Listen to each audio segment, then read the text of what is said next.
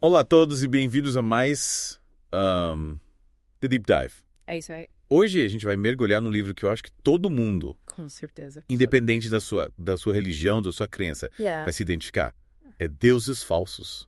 Deus Falso do Timothy Keller. Timothy Keller. É um livro bem interessante porque ele vai falar sobre idolatria. Isso. Só que ele vai um pouquinho, ele vai além, né? Sim. Ele vai mostrar como esses deuses falsos, eles se escondem atrás de coisas que a gente acha que são boas. Tipo, amor, dinheiro, sucesso, poder. Exatamente. Coisas que a gente busca, né? Que a gente almeja. E aí, no final, a gente vê que não é bem por aí. No final a gente acaba frustrado, né? Porque a gente tá buscando um lugar errado. É. E é isso que a gente vai ver nesse Deep Dive de hoje. É isso aí. Então a gente vai explorar cada capítulo. Isso. A gente tem bastante coisa para falar. A gente vai destrinchar cada capítulo para você, ouvinte. Entender direitinho quais são esses deuses falsos, como eles se manifestam na sua vida e como você pode se libertar deles. E encontrar a verdadeira satisfação, Aí sim. né? Aí sim. Então já preparei meu bloquinho de notas aqui, Boa, acho que é precisável. porque a gente vai ter bastante coisa para anotar. Sim. E vamos começar pelo primeiro capítulo. Que? Tudo que você sempre quis. Tudo que você sempre quis, que já começa com uma história da Ana. Que é uma mãe que, apesar de amar muito os filhos, ela acaba sufocando eles com a pressão do sucesso. Sim, né? E o Keller, ele usa essa história para mostrar como um desejo legítimo, né? O de ver os filhos bem-sucedidos. Ele pode virar um ídolo Exatamente. e acaba controlando a vida dela. E aí você vê como a busca incessante por aquilo que a gente acha que vai nos dar felicidade pode, na verdade, nos cegar para os verdadeiros tesouros da vida. E ele usa também, né? A história bíblica do Abraão e do Isaco Exato. para ilustrar essa busca implacável por um desejo. No caso do Abraão, o desejo era ter um herdeiro. E ele chegou ao ponto de estar disposto a sacrificar o próprio filho para alcançar esse objetivo. E ele faz a gente questionar até que ponto a gente está disposto a sacrificar para alcançar o que a gente tanto almeja. Essa é a pergunta. Quais são os nossos Isaacs? Aqueles desejos que a gente coloca acima de tudo, inclusive de Deus. E aí me intriga, né, essa história. O que Deus queria mostrar para Abraão com essa aprovação? Olha, a lição aqui é sobre a supremacia do amor a Deus. Amar a Deus acima de tudo, inclusive dos nossos desejos mais profundos.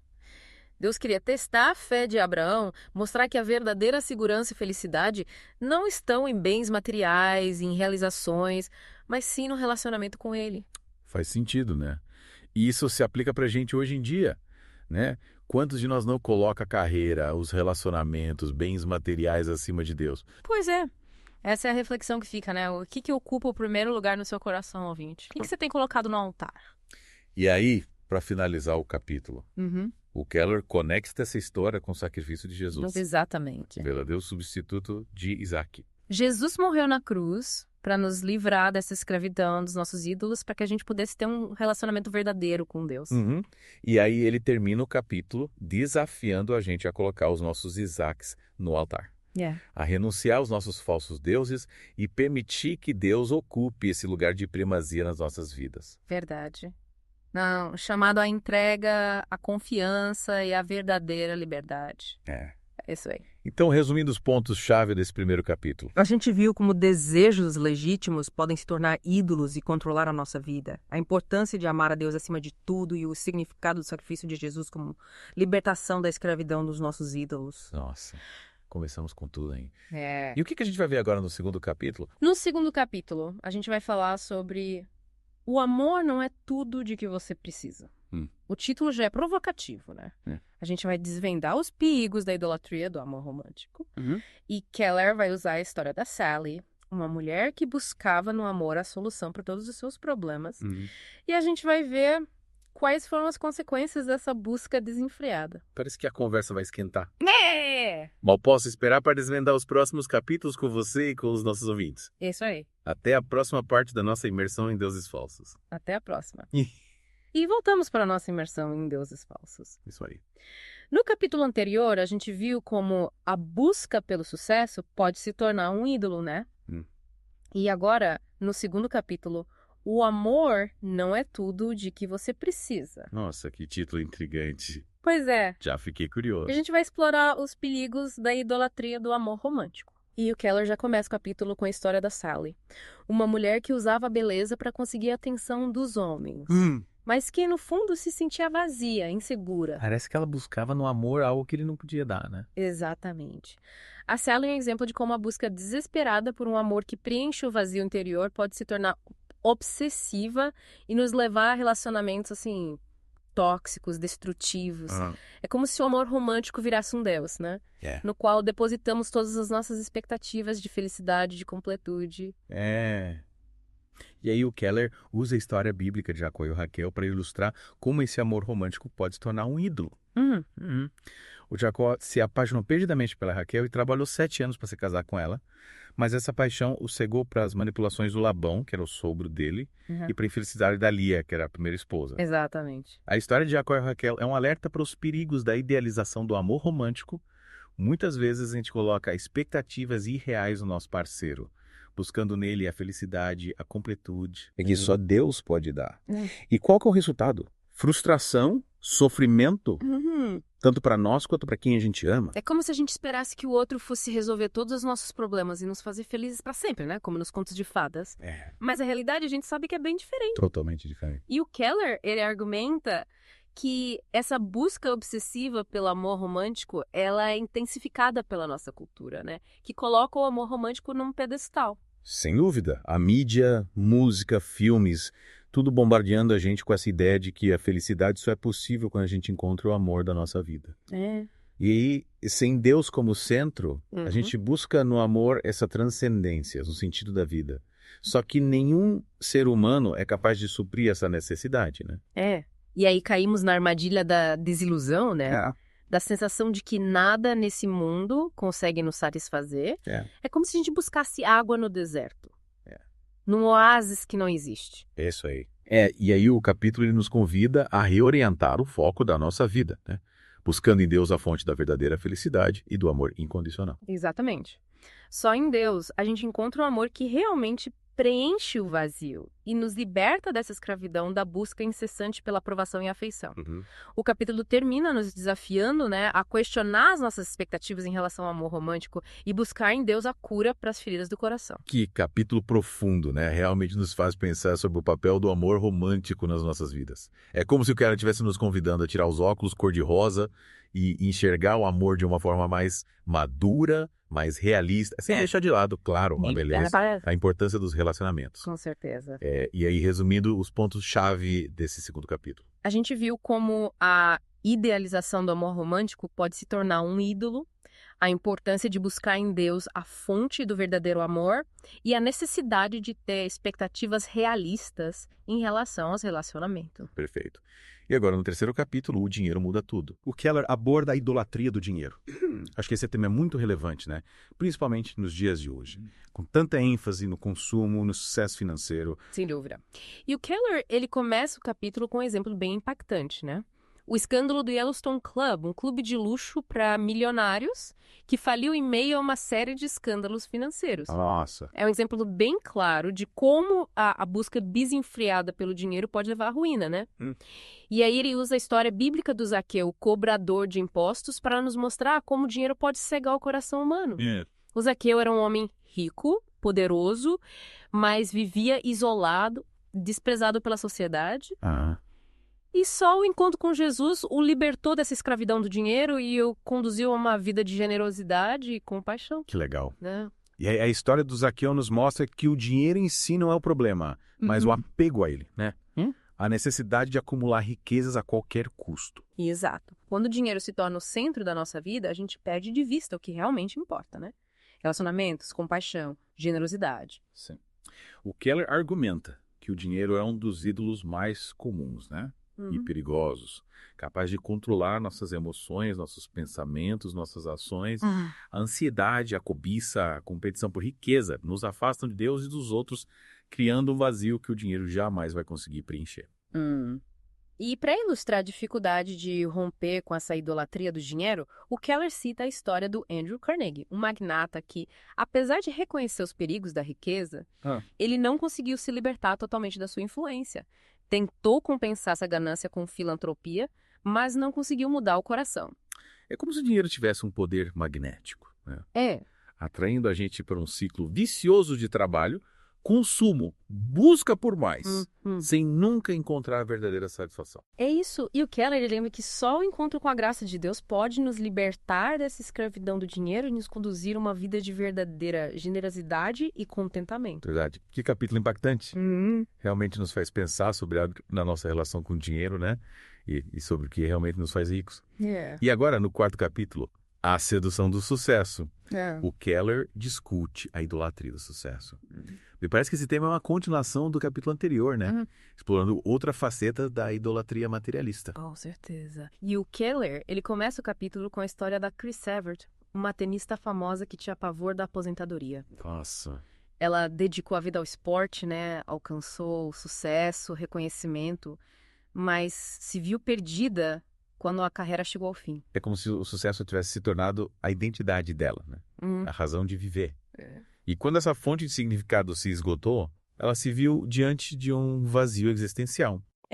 E o Keller argumenta que em uma sociedade que valoriza tanto o sucesso profissional, é fácil cair na armadilha de buscar, né, na realização profissional, a validação, o propósito e a identidade que só encontramos em Deus. E essa busca implacável pelo sucesso tem cobrado um preço alto da nossa sociedade, né?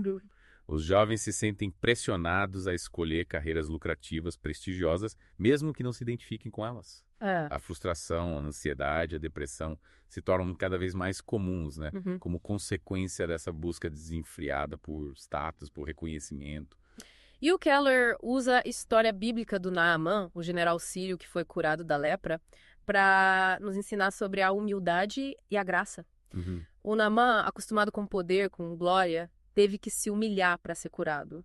E a cura veio através de uma pequena escrava, né? Uma pessoa marginalizada, desprezada pela sociedade. Olha só, que interessante.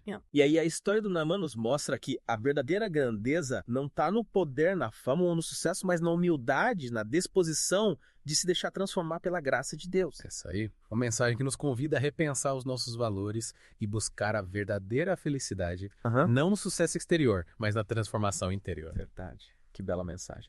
O capítulo nos convida a questionar os padrões de sucesso impostos pela sociedade e buscar a verdadeira felicidade, que está além dos títulos, do dinheiro, do reconhecimento. Isso aí. E agora, no 5º capítulo, o poder e a glória. O Keller explora a idolatria do poder.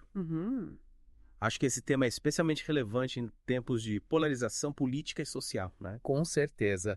O Keller já começa o capítulo com uma frase impactante do historiador Johann Huizinga. Vivemos em um mundo possesso. E sabemos disso.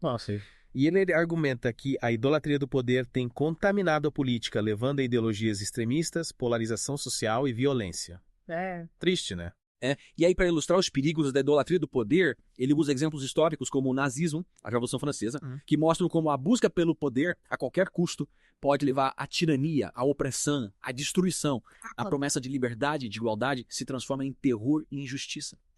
Assustador como a história se repete, né? Ele usa também a história bíblica do Nabucodonosor, o rei da Babilônia, para ilustrar os perigos do orgulho e da arrogância.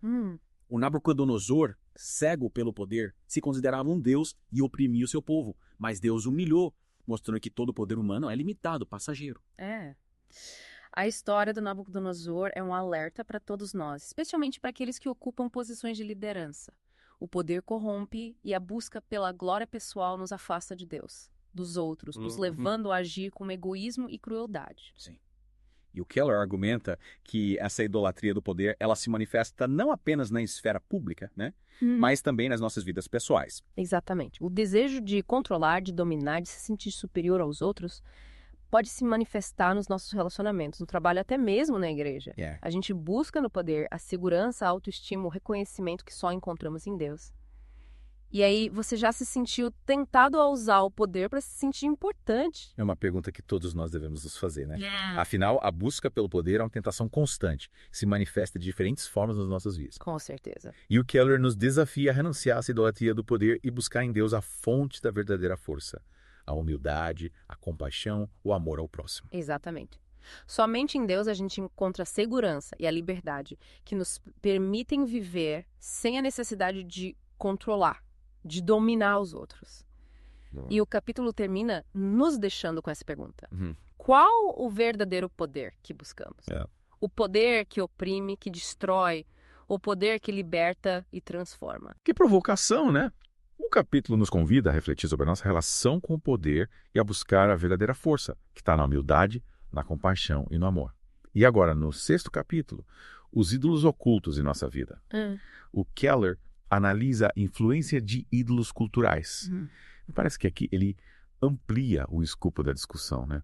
Mostrando como a idolatria se manifesta em diferentes esferas da vida. Com certeza. E o Keller, ele já começa o capítulo com a história da Melissa, uma executiva de Wall Street, que, apesar de ser generosa, não questionava a ética do seu trabalho.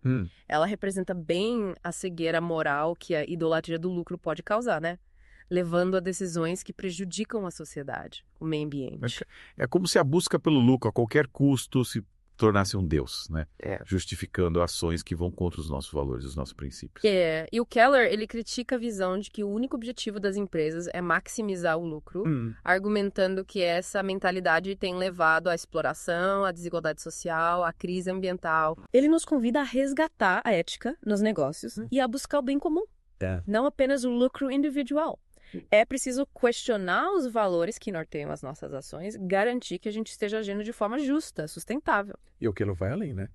Explorando a idolatria do nacionalismo. Ele mostra como o amor à pátria pode se tornar uma forma de idolatria quando se coloca o interesse nacional acima de tudo, inclusive da justiça e da compaixão. Exatamente. A idolatria do nacionalismo leva à arrogância, à xenofobia, à intolerância em relação a outras culturas. É preciso amar o próprio país sem se fechar para o mundo, buscando o bem de todos os povos com respeito, solidariedade. E, surpreendentemente, o Keller também aborda a presença de ídolos dentro da própria religião, né? A busca por poder, status, reconhecimento dentro da igreja, a obsessão por dons espirituais, o legalismo, podem desviar do verdadeiro evangelho. É como se a gente trocasse o Deus vivo por uma versão distorcida, moldada pelos nossos próprios desejos e expectativas. E o Keller usa a história de Jonas, né, para ilustrar como os nossos preconceitos, os nossos medos podem nos impedir de demonstrar a compaixão de Deus. O Jonas, cego pelo seu nacionalismo, pelo orgulho religioso, se recusava a pregar para os ninivitas, que eram inimigos de Israel. Que interessante. A história de Jonas nos mostra como a idolatria pode se manifestar até mesmo dentro da religião, né? Nos levando a agir com preconceito, intolerância, falta de compaixão. E o Keller, ele nos desafia, né, a identificar os ídolos ocultos nas nossas vidas. Aqueles que se escondem sob o manto da cultura, da política, da religião. É como se a gente tivesse que acender uma luz nos nossos corações, né? Revelando os cantos escuros onde os ídolos se escondem. É isso aí. É preciso estar vigilante para não trocar o Deus vivo por falsos deuses que prometem felicidade, mas só trazem frustração e sofrimento. É um chamado à autoanálise, à honestidade, à busca constante pela verdade.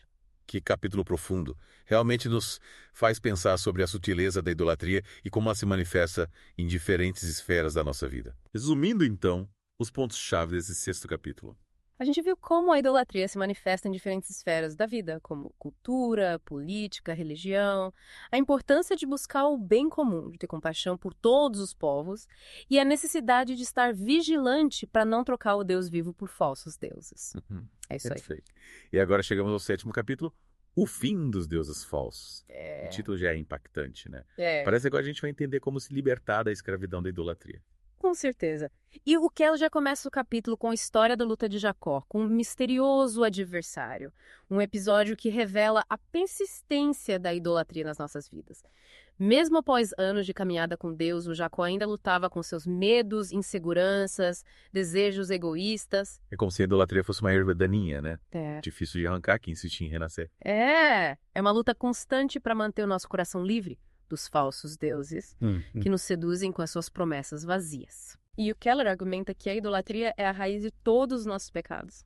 Quando colocamos algo acima de Deus, a gente distorce a nossa visão da realidade e nos tornamos escravos dos nossos desejos. A mentira, a traição, a ganância, a violência se tornam ineficáveis. É como se a idolatria nos cegasse para a verdade, né? Nos levando a agir de forma egoísta, destrutiva, sem a gente perceber o mal que a gente está causando para nós mesmos e para os outros. E o Keller nos lembra que a gente não consegue se libertar dos ídolos só com força de vontade ou com boas intenções. A gente precisa da intervenção de Deus nas nossas vidas, do seu amor incondicional para romper essas correntes da idolatria. É a graça de Deus que nos liberta do poder dos falsos deuses e nos conduz a uma vida de verdadeira liberdade e alegria. Mas como essa graça se manifesta nas nossas vidas? Como a gente pode experimentar essa libertação do poder dos ídolos? Olha, o Keller, ele usa a analogia de assistir ao evangelho como um vídeo, sabe? A gente pode conhecer a história de Jesus, os seus ensinamentos, os seus milagres, mas isso não é suficiente para nos transformar. É preciso se envolver com a história, permitir que ela nos toque e nos confronte nos nossos pontos mais vulneráveis. É como se a gente tivesse que sair da posição de espectadores passivos e nos tornar participantes ativos dessa história da salvação, né? Permitindo que a mensagem do evangelho penetre nos nossos corações e transforme as nossas vidas. Exatamente. E é aí que entra o Espírito Santo, que nos convence do nosso pecado, nos mostra a beleza de Jesus e nos capacita a viver uma vida livre da idolatria.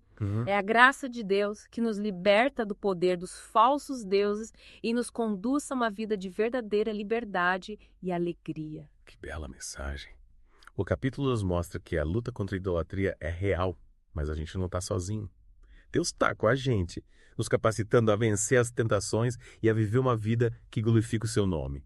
E agora chegamos ao epílogo, descobrindo e substituindo seus ídolos. Parece que aqui o Keller vai nos dar ferramentas práticas para lidar com a idolatria nas nossas vidas. Com certeza. E o Keller, ele já começa o epílogo nos lembrando que a idolatria é um problema universal que afeta todos nós, independente da nossa cultura, religião ou status social.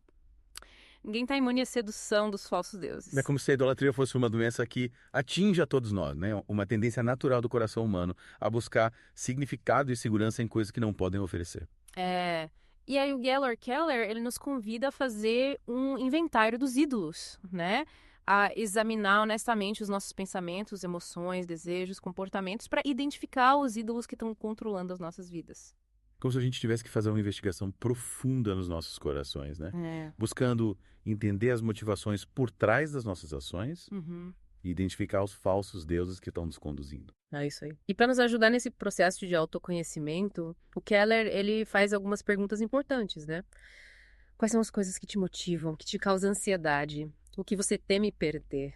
As respostas a essas perguntas podem revelar os ídolos que estão nos prendendo. E aí, uma vez identificados os ídolos, o que a gente deve fazer? Olha, o Keller, ele nos apresenta 4 passos para a gente se libertar do poder dos ídolos. Reconhecer, remover, arrepender-se e substituir. Primeiro, a gente precisa reconhecer a idolatria nas nossas vidas, admitir que a gente está colocando algo acima de Deus. E o que significa remover os ídolos? Significa eliminar da nossa vida tudo aquilo que alimenta a idolatria, né? Seja um objeto, um relacionamento, um hábito, até mesmo um pensamento. É como se a gente tivesse que cortar o mal pela raiz, eliminando tudo aquilo que nos leva a adorar o falso Deus. E o arrependimento? Qual que é o papel dele nesse processo? Olha, o arrependimento, ele é fundamental para quebrar o ciclo da idolatria. É preciso reconhecer o erro de ter colocado algo acima de Deus, pedir perdão, se comprometer a mudar de atitude. É como se a gente estivesse limpando a terra contaminada pela idolatria, preparando o terreno para plantar a semente da verdadeira fé. E por fim, o que significa substituir os ídolos? Significa colocar Deus no centro da nossa vida, buscando nele a satisfação, a segurança, o significado que a gente buscava nos falsos deuses. É como se a gente estivesse plantando a semente da verdadeira fé, regando-a com a oração, com a leitura da Bíblia, com a comunhão com outros cristãos. É um processo desafiador, né? Mas essencial para quem deseja viver uma vida livre dessa escravidão da idolatria. E o Keller, ele nos encoraja a buscar Deus em oração, a meditar nas Escrituras e a se conectar com outros cristãos que podem nos ajudar nessa jornada de transformação. Exatamente. A luta contra a idolatria é constante, mas a vitória é certa para aqueles que se agarram à graça de Deus. E para finalizar o epílogo, o Keller nos lembra: A fábrica de ídolos dentro de nós nunca para de funcionar. Mas o poder do evangelho é maior do que qualquer ídolo. Que mensagem encorajadora. O epílogo nos mostra que a luta contra a idolatria é um processo contínuo, que exige vigilância, autoconhecimento e dependência da graça de Deus. Mas a recompensa é a verdadeira liberdade em Cristo.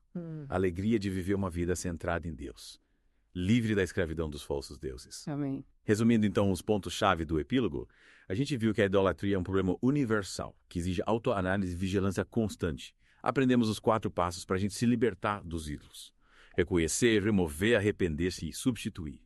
E fomos encorajados a buscar a Deus em oração, na leitura da Bíblia, na comunhão com outros cristãos. É isso aí. Nossa, quanta coisa a gente viu nesse Deep Dive, hein? Exploramos cada cantinho de deuses falsos do Timothy Keller. É verdade. E agora, para finalizar, que tal a gente revisitar os pontos principais de cada capítulo? Assim a gente consolida tudo o que aprendemos, né? Boa ideia. Acho que vai ser bem útil para a gente gravar tudo na mente e aplicar na vida real. Com certeza. Então vamos lá. No primeiro capítulo, Tudo que você sempre quis, vimos a história da Ana, aquela mãe que pressionava os filhos para o sucesso. É verdade. E a história dela nos mostrou como até um desejo bom, como de ver os filhos bem, pode virar um ídolo e controlar a vida da gente. Exato. E a história bíblica do Abraão e do Isaac também reforçou essa ideia, né? De que a gente precisa amar a Deus acima de tudo, até dos nossos desejos mais profundos. O Abraão quase sacrificou o filho por causa do desejo de ter um herdeiro. Que loucura. Pois é. E o Keller usa essa história para mostrar que a felicidade verdadeira não está em bens materiais ou em alcançar objetivos, mas sim no relacionamento com Deus. E a conexão que ele faz com o sacrifício de Jesus é muito forte, né? Jesus se torna o verdadeiro substituto de Isaac, morrendo na cruz para nos livrar da escravidão dos nossos ídolos. É verdade. E no segundo capítulo, o amor não é tudo de que você precisa. A gente mergulhou nos perigos da idolatria do amor romântico, né? Lembra da Sally? Ela buscava no amor a solução para tudo, mas no fundo se sentia vazia. E a história dela nos ensina a ter expectativas realistas em relação aos relacionamentos e a buscar em Deus o amor verdadeiro, aquele que realmente preenche o vazio. Sem esperar que o outro resolva todos os nossos problemas, né? Exatamente. A gente também viu a história de Jacó e Raquel, que ilustra como a idealização do amor romântico pode cegar a gente para a realidade. O Jacó trabalhou 7 anos para se casar com a Raquel, mas acabou caindo nas manipulações do sogro, sofrendo por causa dessa paixão. A gente precisa tomar cuidado para não colocar no outro a responsabilidade pela nossa felicidade, né? Só Deus pode suprir essa necessidade. Verdade. Já no terceiro capítulo, O Dinheiro Muda Tudo, o Keller abordou a idolatria do dinheiro, um tema super relevante nos dias de hoje. Com certeza. Vimos como o dinheiro pode se tornar um ídolo que controla a gente, né? Lembra do exemplo do Yellowstone Club, aquele clube de luxo que faliu? A busca desenfreada pelo dinheiro levou os donos à ruína. E a história do Zaqueu, o cobrador de impostos, também nos mostrou como o apego ao dinheiro pode cegar o coração. Mas o encontro dele com Jesus o libertou dessa escravidão e o levou a uma vida de generosidade. O dinheiro em si não é o problema, mas o apego a ele, né? A necessidade de acumular riqueza a qualquer custo. E essa busca por dinheiro pode gerar tanta ansiedade, tanta cobiça, que a gente acaba se afastando de Deus e dos outros. É verdade.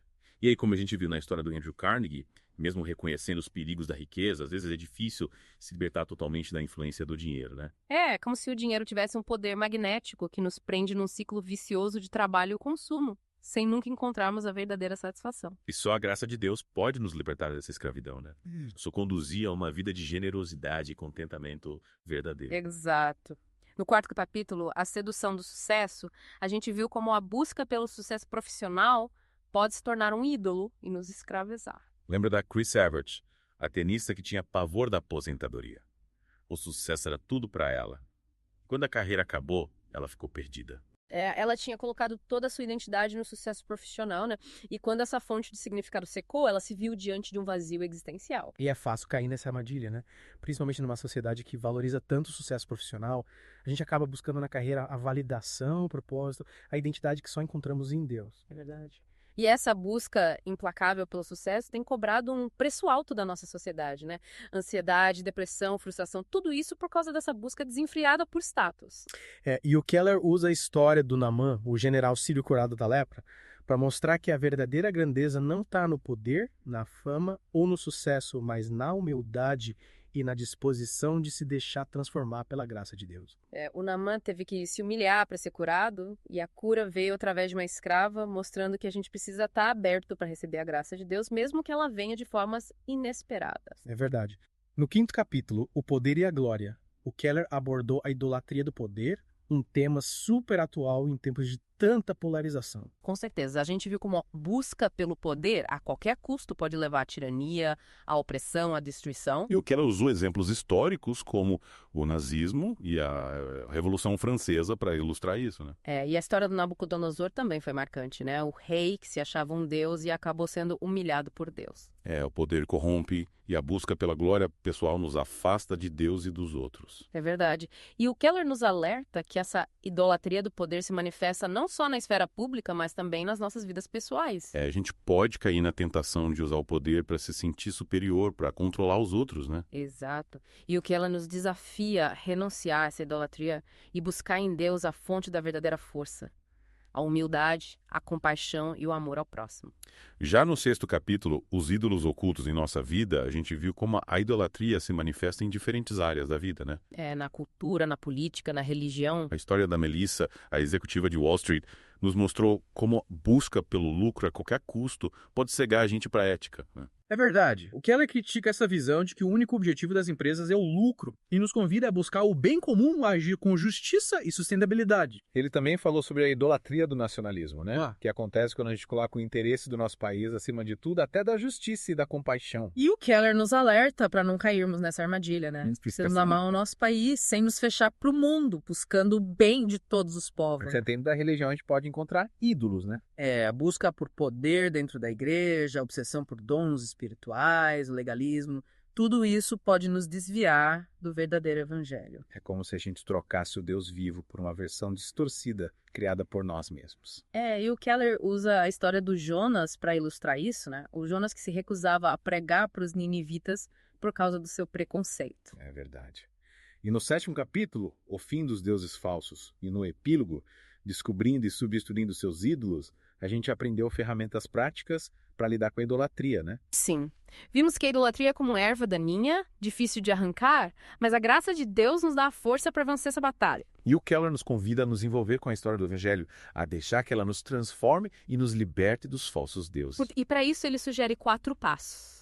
Reconhecer a idolatria, remover os ídolos, arrepender-se dos pecados e substituir os falsos deuses pelo Deus verdadeiro. É um processo que exige esforço, mas vale a pena, né? A recompensa é a liberdade em Cristo e a alegria de viver uma vida centrada em Deus. Com certeza.